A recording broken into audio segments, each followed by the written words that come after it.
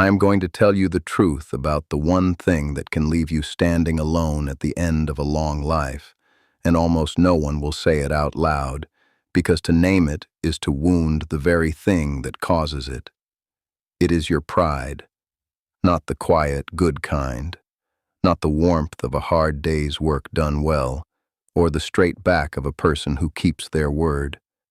I am talking about the other kind, the kind that will not bend, the kind that will not ask, the kind that cannot say the two hardest words in the whole human tongue, which are, I was wrong, the kind that would rather be right than be close to the people it loves. I am not telling you this to shame you. I carried that same pride for most of my years. I wore it like armor, and I was proud of the armor, and I did not understand for a very long time that armor keeps out the arrow, yes, but it also keeps out the hand that reaches for you. I am old now, and I have sat beside proud men at the very end, in rooms that should have been full and were empty, and I have watched them understand too late what their pride cost them. I do not want that end for you, so stay with me. Sit down. Let the phone go quiet in your hand. The old ones knew 6 things about pride, and by the time I have laid all 6 in front of you, you may set a little of yours down tonight, while there is still time and still someone to reach for. Let me give you the first.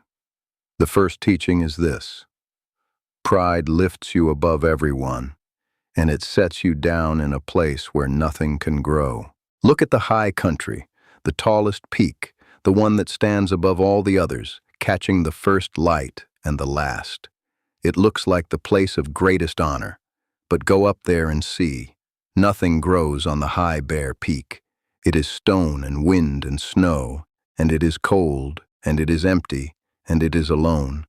The trees give out far below it. The water does not stay. Nothing that is alive can hold on that high. And the low place, the valley that the proud peak looks down on, that is where the water gathers. That is where the soil is deep. That is where the corn grows tall, and the people build their homes, and the children run. The low place is the living place. I knew a man named Warren. Warren spent his whole life climbing. He had to be higher than every man he met, richer, righter, further along, and he climbed, and he climbed, and near the end he had done it. He stood above everyone he had ever known, and he wrote to me in a shaking hand, and he said, "I am at the top, and there is no one up here. I climbed above every person who might have loved me." My grandfather had a saying for men like Warren. He said, "The tallest tree in the open field is the one the lightning finds first." Do not be so hungry to stand above the others that you forget the whole forest was made to stand together. The second teaching is about learning, and why a proud man cannot do it. Think of a cup. If you want to pour fresh tea into a cup, the cup must be empty, or at least have room. Pour into a cup that is already full, and the good tea just runs over the sides and is wasted on the ground. It cannot go in. There is no room. Pride is a full cup.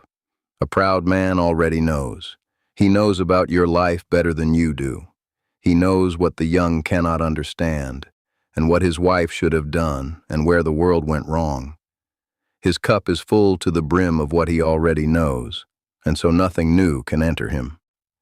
He stops learning the day pride fills the cup, and a man who stops learning starts dying, though he may walk around above the ground for 30 more years. I knew a woman's husband named Gideon. Gideon was a clever man, and by 50 he had decided he had learned everything worth learning. And so for the last 30 years of his life, he learned nothing. He met new people and heard only old thoughts.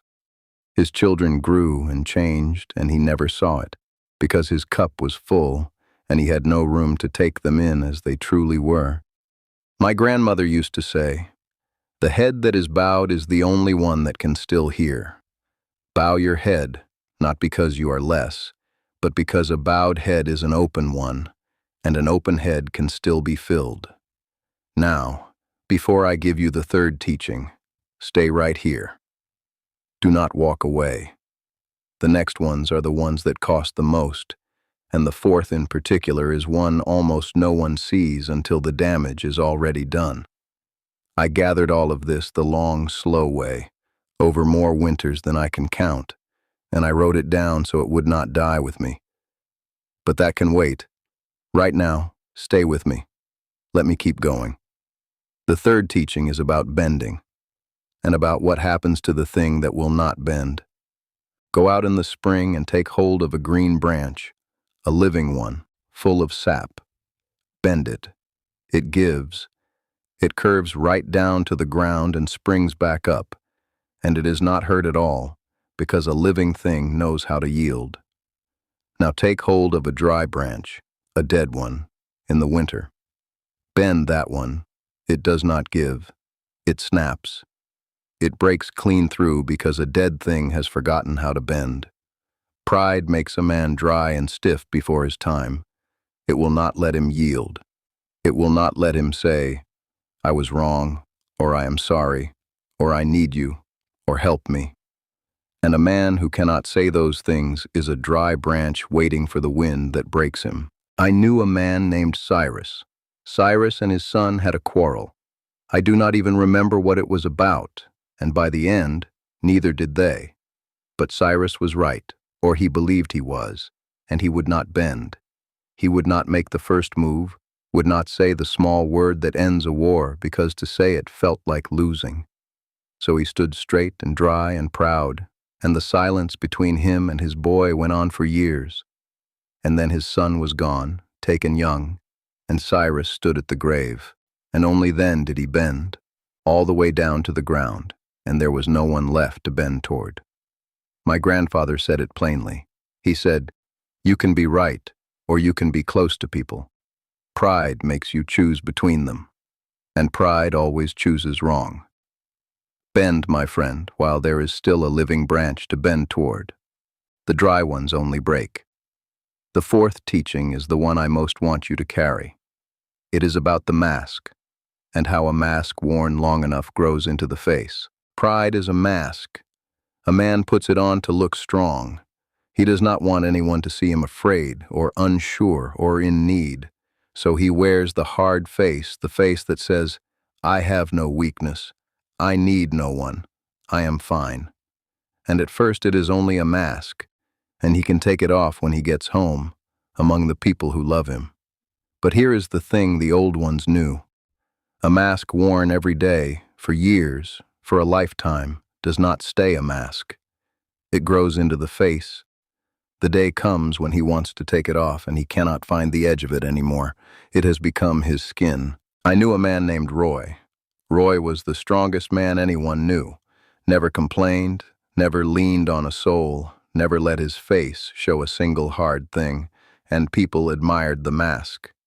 But when Roy's own troubles finally came, the kind of trouble that a man cannot carry alone, he reached up to take the mask off, to let someone in, to be held for once in his life. And he could not. It had grown into his face. He had performed strength for so long that no one, not his wife, not his children, had ever once met the frightened man underneath. He was surrounded by people who loved a mask, and not one of them knew him. Do not wear the hard face so long that you forget how to be soft. The people around you cannot love a man they have never been allowed to see. Take the mask off while your own hands still remember where the edges are. The fifth teaching is a warning, and I give it to you as one. Pride can never rest because pride lives on comparison. It does not ask, am I at peace? It asks only, am I higher than that man? And there is always another man. So pride is never full, never finished, never quiet. It is like a fire that must keep eating to stay alive. Stop feeding it, and it dies, so it consumes, and it is never warm enough, and it warms no one else at all. I knew a man named Lester who could not enjoy one single good thing that came to him. A good harvest only made him look to see if his neighbor's was bigger. A fine sun only made him wonder if the sun down the road was finer. He spent his whole life measuring, always needing to come out on top. and the measuring ate every joy before he could taste it. Lester had a good life by any honest account. He just never once got to live in it because pride kept him standing outside of it taking measurements. Set the measuring stick down. The banked coals that hold their warmth all through a cold night, quietly, asking for nothing, keeping the family alive till morning. Those coals do not compare themselves to any fire. They simply give their warmth and are enough. Be the coals, not the fire that must devour the whole world and still stands cold. The sixth teaching gathers up all the others. Watch the wheat when it is ripe, the stalk that is heaviest, the one carrying the most grain, the fullest and most valuable of all, that is the stalk that bows the lowest. It bends its head all the way down under the weight of everything good it is carrying. And the stalk that stands up the straightest, the proudest, the one that holds its head the highest, that is the empty one. There is nothing in its head. It stands tall because it carries nothing at all. My grandmother used to say it just that way. She said, "The stalk that stands the straightest is the one with nothing in its head." I knew a woman named Beatrice, and Beatrice bowed her head like the heavy wheat.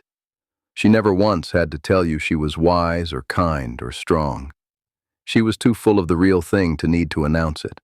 And when she was gone, more people wept for her than for any proud man I ever knew, because a humble person full of grain feeds everyone around them, and a proud empty stalk feeds no one, not even himself. This is what the old ones understood that the whole loud modern world has forgotten. They walked humble not because they were small, and not because they were beaten down. They walked humble because they were full.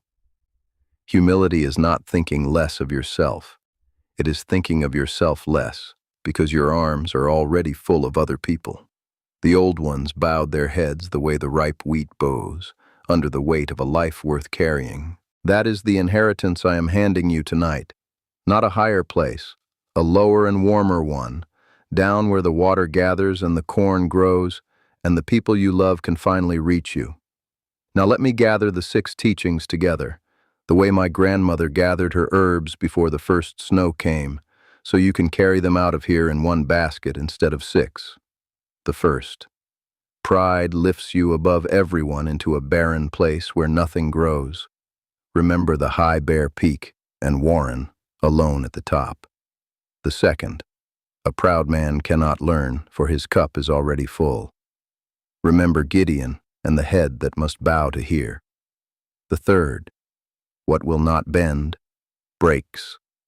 Remember the green branch and the dry one, and Cyrus, who bent only at the grave. The fourth. A mask worn too long grows into the face. Remember Roy, surrounded by people who never once met him. The fifth. Pride lives on comparison and can never rest. Remember Lester, taking measurements outside his own good life and be the quiet coals instead. And the sixth, what is fullest, bows the lowest. Remember the heavy wheat and Beatrice and the empty stalk that only stands tall because it carries nothing. 6 teachings, 1 basket, carry it. I am an old man now. For most of my years I wore the armor. I would not bend, I would not ask, I would not say the words that felt like losing.